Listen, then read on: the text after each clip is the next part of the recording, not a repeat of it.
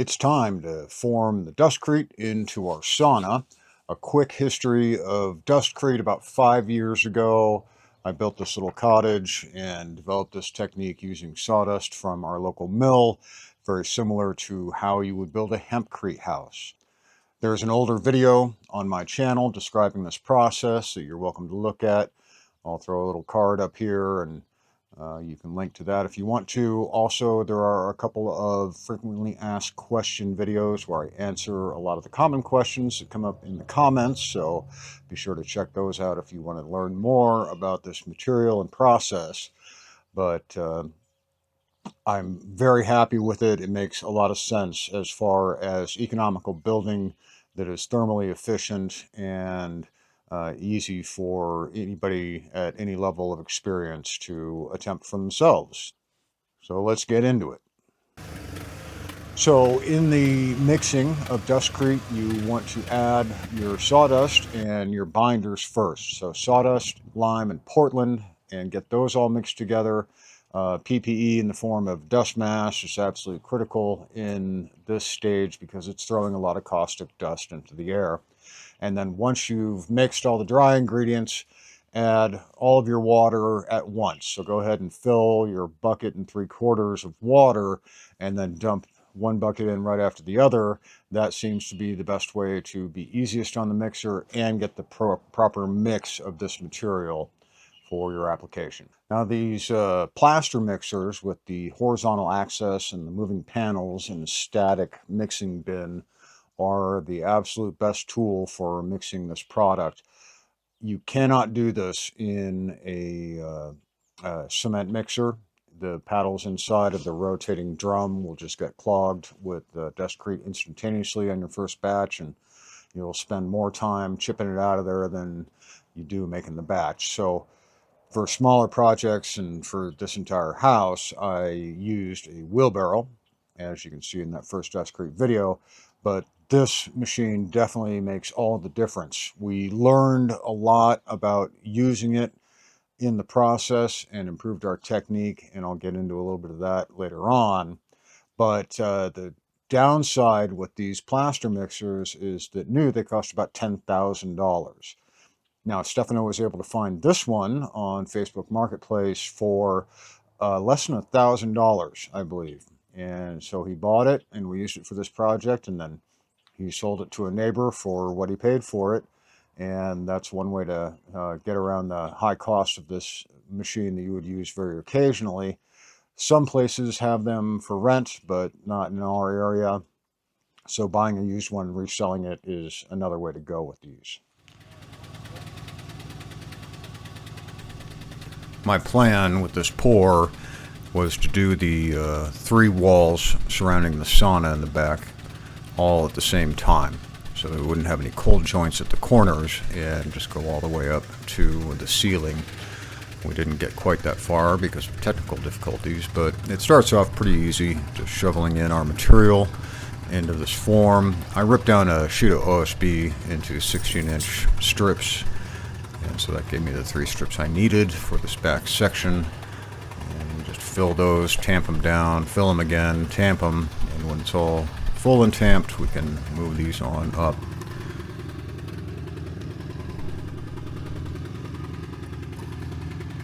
And Stefano comes in with the 2x4 and gets to tamping. The new thing about this approach was we built the frame, the 2x4 frame, on the inside of the building and then formed up so that Dustcrete would wrap around the entire structure and not have any thermal bridging of the studs through the wall. This meant that instead of having like posts at the corners, we had Dustcrete at the corners, and we under tamped the corners on the back half of this building and figured it out by the front half. In the tamping of Dustcrete or hempcrete, it is often said that if you tamp too much, then you're reducing R value by removing air spaces that may be in the wall. I think that's probably a negligible concern, and stronger tamping, more tamping, is probably the better way to go. I think you're going to have less cracking. You're going to have more integral corners when you pull your forms off. And so I'm definitely a fan of more tamping rather than less.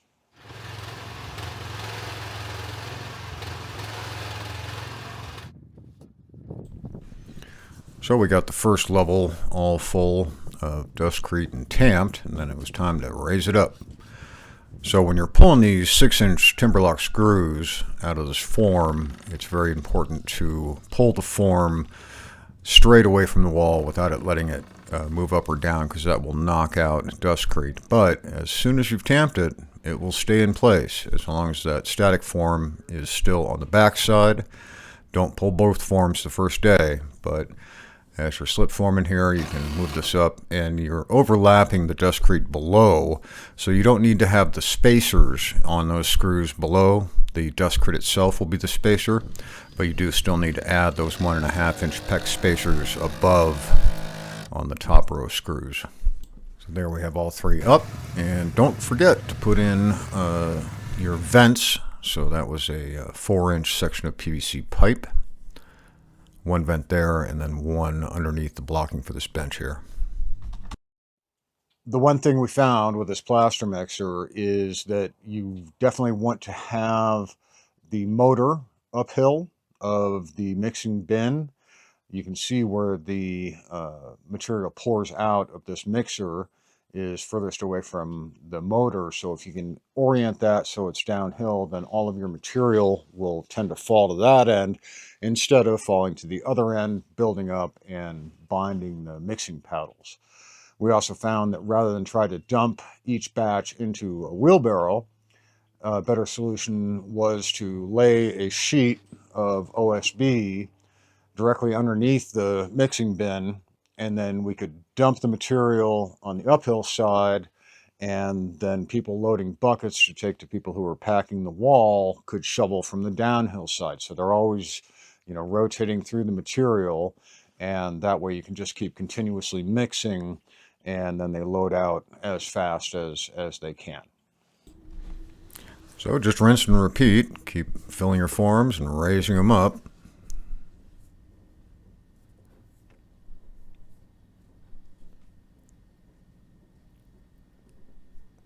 When we get to the bottom of the window, we need to take special care to hand load in the Dustcrete and pack it in here.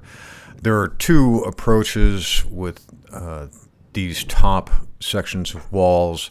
You can overfill them and then slide your slip form up and screw it in to compress it all so it's flat, or you can leave them a little bit shaggy and come back and just knock off the excess Dustcrete with a trowel when you're getting ready to plaster.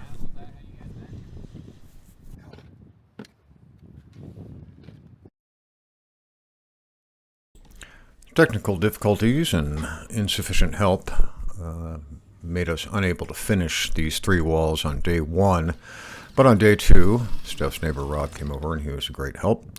And so we pressed on getting up and over onto the top, and we were able to pour the walls and the entire ceiling of the sauna section of this building on day 2.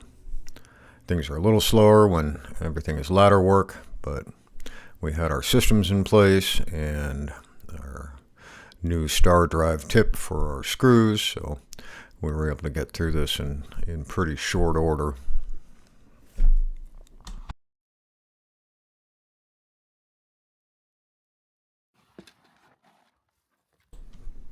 Again, top of the wall, getting all this material stuffed in here.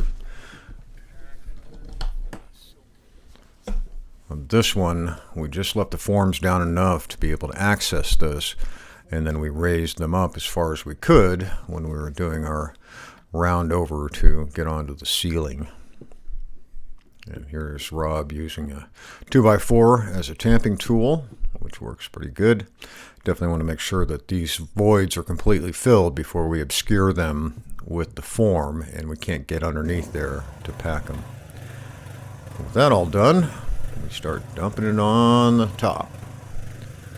And so we just basically round it over from the wall onto the ceiling here. This is the first time we've attempted Dustcrete ceiling.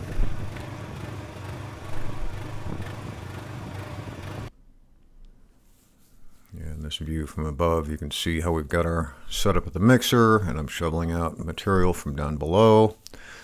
Rob's up there standing on those collar ties, packing the material.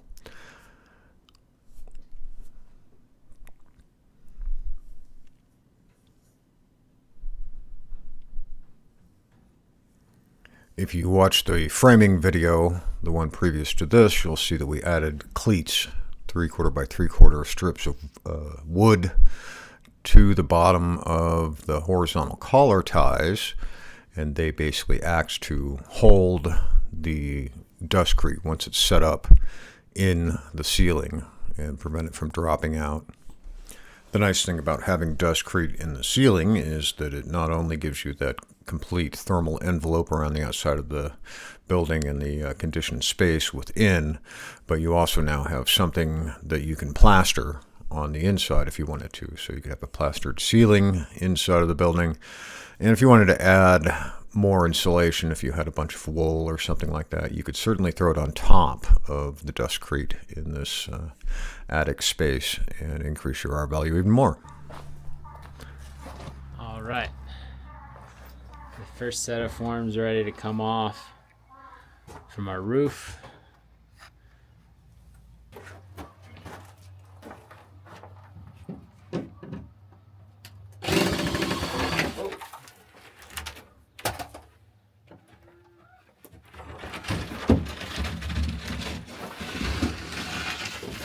Wow, look at that. Beautiful. Pretty happy with that. Now on the front half of this building, I put the static forms on the outside so I didn't have to cut down these panels, and I could leave them at the full 8 feet so I could reuse them for the roof. So we just put the slip forms on the inside, and everything worked out pretty good.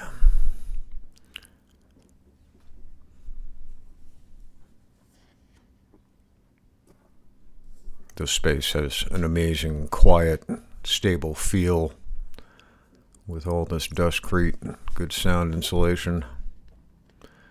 And then this the changing room.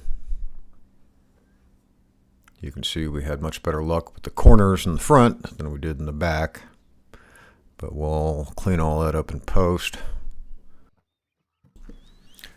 Overall, I was very thrilled with how this came out. You can see that cold joint there where that divider board was, but all things considered, came out really nice. We did have a lot of cracking in particularly the back half of this building. We had many difficulties on that first day. We had engine trouble with the mixer, and then we had the trouble I mentioned in the previous video about stripping out the star drive on our timberlock screws that we were holding our slip forms to the frame with. And so we were having trouble getting frames moved in time, and we had older batches of dustcrete that had been mixed but not formed. They tended to crack upon drying, and all of these things were a little concerning, but as you will see in this video series, it all worked out great in the end. And I go over some of the solutions that we came up with to solve those problems when we get to the plastering phase of the exterior of this structure. So be sure to like and subscribe and hit that bell if you want to be notified when that video comes up. And that's how the dustcrete goes. This material ends up costing about $1.26 a square foot as compared to about $26 a square foot for a conventional fiberglass bat insulated building code standard frame wall. So much cheaper, much more durable, very energy efficient, draftless in this particular application where you have the complete wrap of dustcrete. And I encourage you guys to give it a try if it seems interesting to you. If you would like some consultation with regard to the use of dustcrete, I put a link down in the description for this video to a way that you can arrange for an hour of consultation directly with me on a Zoom call. And then also, of course, the plans for this entire project are also available in that comment section below as well. Thanks for watching.